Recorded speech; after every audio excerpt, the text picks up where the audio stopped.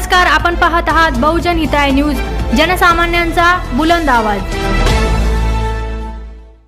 संतोष देशमुख यांची हत्याकांड झाल्याबद्दल आमचे सरपंच यांचा जाहीर निषेध आहे आणि इथून पुढं अशा घटना न घडता सरकारनं कठोर शिक्षा द्यावी आणि सरपंचाला असं सुरक्षा द्यावी व गावकऱ्याचे विकासाच्या कामामध्ये होतं म्हणजे दुश्मनी कामामध्ये होतं थोडंफार खाली त्याच्यासाठी आम्हाला जाहीर निषेध आहे। नाही, आता तुम्ही आज बंद पुकारला तर काय परिणाम झाला आहे का कामकाजावर?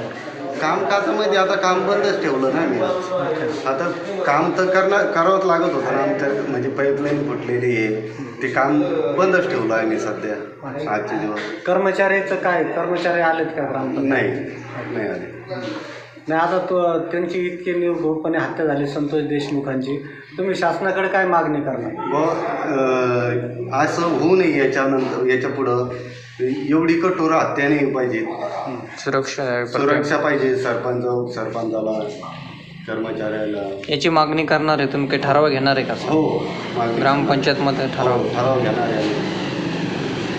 नाही, आता सध्या आता ग्रामपंचायत टोटल पूर्ण काम बंद आहे का? हो, टोटल काम बंद। नाही, आज ग्रामपंचायत संघटनेने म्हणजे सरपंच उपसरपंच संघटनेने बंद पुकारला, तर त्याचा काय परिणाम झाला आहे गावावर? गावामध्ये आता एरियामध्ये पाणी सुटायचं होतं, पाईपलाईन फुटली, ते काम बंद आहे आणि काम चालू असतं तर ती पाईपलाईन जोडली असती, काम चालू झालं असतं, त्यांना पाणी भेटलं असतं।